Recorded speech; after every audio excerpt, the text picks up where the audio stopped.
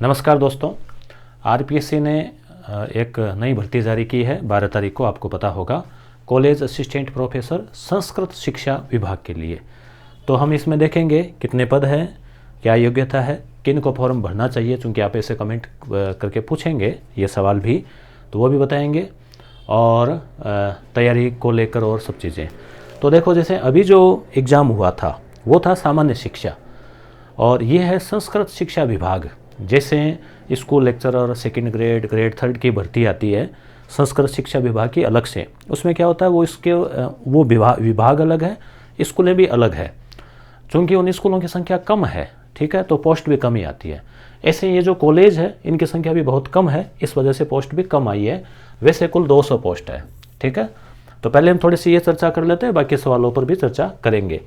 तो 200 पोस्ट है, तो ये आपके ध्यान में होगा कि इनकी जो कॉलेजें हैं वो भी अलग होती है। हालांकि उनमें सब्जेक्ट तो बाकी भी पढ़ाए जाते हैं, जैसे हिस्ट्री है, इंग्लिश है, हिंदी है, मगर संस्कृत विषय जो है उसको विशेष रूप से पढ़ाया जाता है। तो सामान्य जैसे विषय है ना, बाकी हिंदी वाले, इंग्लिश वाले, जैसे हिंदी की 37 पोस्ट है, इंग्लिश की 27 है, पॉलिटिकल की 5 ही है, हिस्ट्री की 3 ही है, ठीक है। ये भी कैटेगरी वाइज, जैसे एक जनरल की, एक ओबीसी की, इस हिसाब से। बाकी जैसे सामान्य संस्कृत, साहित्य, व्याकरण, ये जो पीजी लेवल के जो संस्कृत के सब्जेक्ट है, वो धर्म है, ज्योतिष है, यजुर्वेद है, इस प्रकार के भी है, कम कम कुछ पोस्टें हैं। अब यहाँ पे हम बात करें कि भाई अभी आपने जो एग्ज़ाम दिया है तो उनको भी ये देना चाहिए, क्या उनका अच्छा हो रखा है पेपर? तो मैं ये कहना चाहूँगा बिल्कुल देना चाहिए।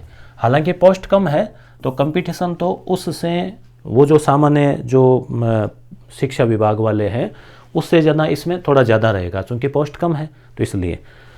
दूसरी बात कि फॉर्म भरने से क्या फ़ायदा होगा कि कई बार क्या होता है, मान लीजिए आपने अभी वाला पेपर दिया, ये वाला भी आप जीके देंगे, सब्जेक्ट भी देंगे, सब्जेक्ट तैयार कर रहे हैं, तो कई बार कुछ रणनीति आपकी चेंज हो जाती है, तैयारी का थोड़ा अच्छा मौका मिल जाता है, थोड़ा किस्मत के साथ देते हैं तो पेपर अच्छा भी हो जाता है। तो उस हिसाब से क्या है कि आपका चयन भी हो सकता है। तो कम पोस्ट है तो भी ऐसा नहीं कि चयन होगा नहीं, ऐसा नहीं। हिंदी की 37 है तो ये खाली रहेगी, 37 लोग तो लगेंगे ही ना, तो इसलिए आपको फॉर्म इसमें भर देना चाहिए। दूसरी बात, फॉर्म के पैसे भी नहीं है, एक बार पहले लग गए तो फीस भी लगेगी नहीं।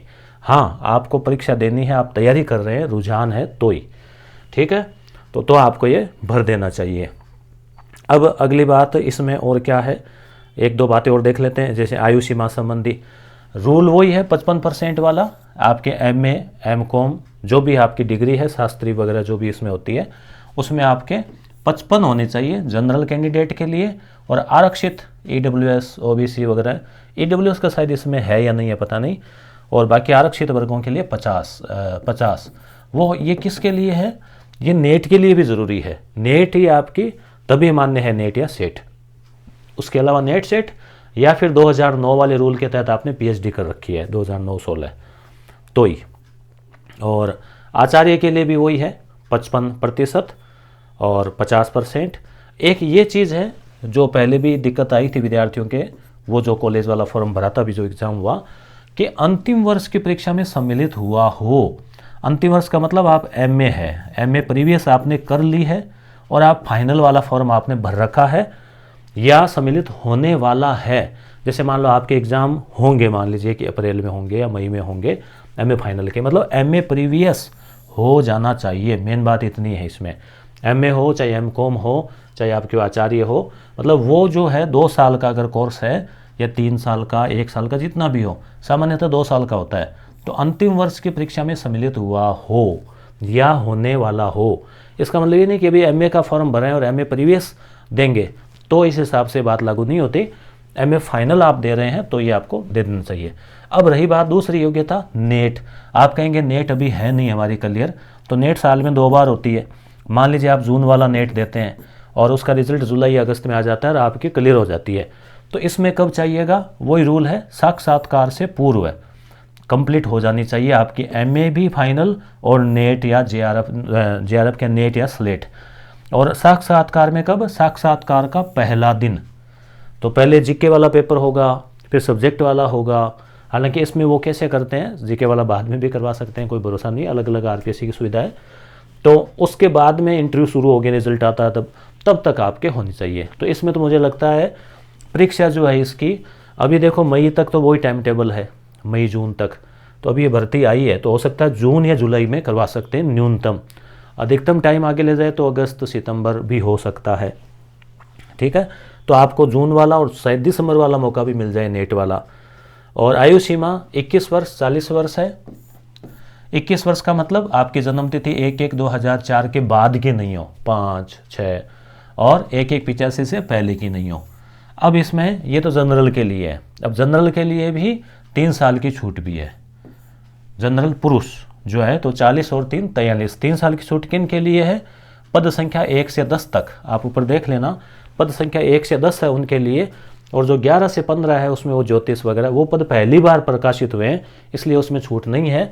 और ये जो पद है वो 2005 में आए थे, बीच में आए नहीं, इसलिए 3 वर्ष की छूट है।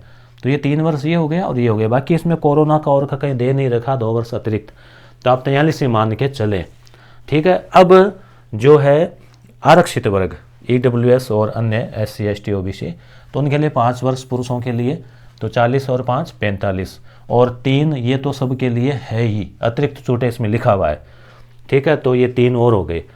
इसी तरह से महिला है तो भी 5 साल है सामान्य की, तो 40 और 45 और 3। ऐसे ही अनुसूचित जाति या जनजाति OBC EWS की महिला तो उसके लिए 10 साल, मतलब 40 + 10 50 + 3 53, ठीक है। और 10 साल हो गई। और बाकी इनके लिए विधवा और विवाह विच्छिन्न के लिए कोई आयु सीमा नहीं है। 59 साल भी हो तो भी लग सकते हैं, 1 साल की भी नौकरी, ठीक है। अब है बात इसमें, और परीक्षा अभी टाइम है बताया नहीं है, बता देंगे।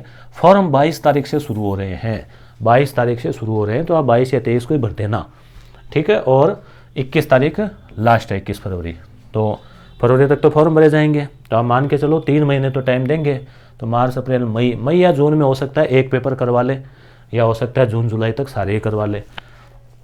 तो आपने अगर ये वाला पेपर दिया है, ये अच्छा हुआ है तो भी बढ़िया बात है, और ये खराब हो गया है सामान्य कॉलेज शिक्षा वाला, तो भी आपको ये फॉर्म देखें, यहाँ पे आप एक मौका और ले सकते हैं, ठीक है। एक बार की पंजीयन शुल्क है। और सिस्टम क्या है? सिस्टम वही है इसमें, जनरल स्टडी ऑफ राजस्थान, वो 50 नंबर का 2 घंटे का टाइम, 100 क्वेश्चन आने हैं। और अभी वाला जो पेपर था इसमें लोगों के 25 30 35 मार्क्स तक आ रहे हैं, 50 में से 40 भी आ रहे हैं, किसी किसी के 35 37 37, बढ़िया स्कोर में। और इसमें क्या क्या आएगा? तो इसमें देखो राजस्थान का करंट अफेयर आएगा 20 एक क्वेश्चन, वो मैं इस यूट्यूब चैनल पे मैं करवाता हूँ और आगे भी करवा देंगे, केवल राजस्थान का ही आएगा। उसके अलावा इसमें जो है राजस्थान की पॉलिटिकल आएगी लगभग 20 क्वेश्चन, राजस्थान की इकोनॉमी के आएंगे लगभग 20 क्वेश्चन, जो कि इकोनॉमिक सर्वे से कवर होते हैं। उसके अलावा राजस्थान का भूगोल आएगा, जियोग्राफी के 20 क्वेश्चन। उसके अलावा कला संस्कृति और इतिहास, दोनों चीज़ों से, कला संस्कृति और इतिहास, इनसे 20 क्वेश्चन। तो करंट अफेयर में यूट्यूब पे करवा दूंगा। और यस गुरु एप्लीकेशन के ऊपर इसकी टेस्ट सीरीज जो पहले लगाई थी, अभी जो पेपर हुआ था उसके लिए, वही अवेलेबल है। उसमें आगे का और जोड़ देंगे, परीक्षा मान लो जून जुलाई होती है तो उसमें आगे का करंट अफेयर भी जोड़ देंगे, ठीक है। और इकोनॉमिक सर्वे पिछली बार वाले के तो हमने क्वेश्चन बना रखे हैं, तो वो तो अब मार्च में अगर नया आ जाता है सर्वे तो वो ज़्यादा काम का रहेगा। हालांकि कुछ योजनाएं वगैरह तो वही काम आती है, 20-30-40% चीज़ें, परंतु नया भी हम प्रयास करेंगे। राजस्थान की राज्य व्यवस्था है, ये 21 तारीख से हम प्रयास करेंगे कि उसकी भी टेस्ट सीरीज जो है वो ले आएँ। तो हम 3 पार्ट के तो हम लाने का पूरा विचार है, करंट अफेयर, राजस्थान की राज्य व्यवस्था और राजस्थान का इकोनॉमिक सर्वे से तैयार क्वेश्चन। इकोनॉमिक सर्वे लगभग फरवरी में आ जाएगा, तो मार्च तक हम उसकी टेस्ट सीरीज का भी प्रयास करेंगे अवेलेबल करवाने का। तो ये चीज़ें आपको यस गुरु एप्लीकेशन के ऊपर मिल जाएगी, लिंक इस वीडियो के नीचे है।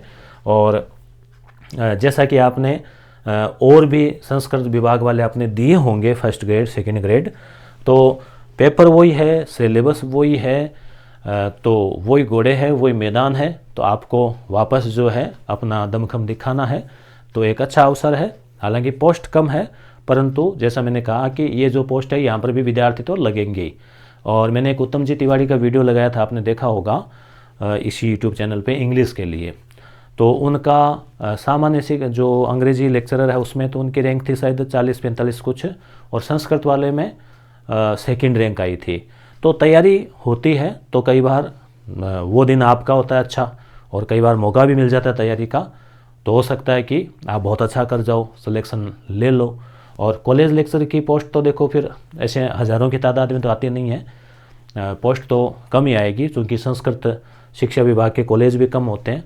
और इनमें जैसे वो लगने के बाद की बातें हैं, जैसे कॉलेजें कम है तो वो कॉलेजें ज़्यादा हैं, तो इसमें हो सकता है कि आपको सर्विस जो है वो अब चॉइस की जगह आगे जाके ट्रांसफ़र वगैरह होते हैं, तब चॉइस की जगह कई बार नहीं मिल पाती, क्योंकि ये कॉलेजेस की संख्या कम है। तो थोड़ा हो सकता है दूर दराज में आपको पोस्टिंग मिल सकती है, पर वो आगे की चीज़ है। जब व्यक्ति बेरोज़गार होता है तब तो वो ये कहता है कि हमें तो चाहे बॉर्डर पे लगा दो, चाहे हम तो नौकरी कर लेंगे, तो वो एक अलग बात है। और बाकी वही सैलरी है 6000 ग्रेड पे। तो एक वीडियो अलग से भी बनाएंगे कॉलेज लेक्चर की सैलरी को लेकर भी, आपके ध्यान में रहे, जानकारी में रहे। तो मेरा विचार जो है, मेरा आपसे ये निवेदन रहेगा कि फॉर्म जो है वो आपको भर देना चाहिए। नेट नहीं है तो इस बहाने सब्जेक्ट की तैयारी भी हो जाएगी, नेट की तैयारी हो रही है तो ये भी हो जाएगा। तो चीज़ें जुड़ी हुई है आपस में। और आप सामान्य शिक्षा वाला कॉलेज वाला भी आप देंगे, आपके मार्च अप्रैल मई जून जब भी आपका पेपर है, मार्च से लेके अप्रैल मई तक है, तो वो तैयारी आपकी हो ही रही है। तो इस हिसाब से धन्यवाद।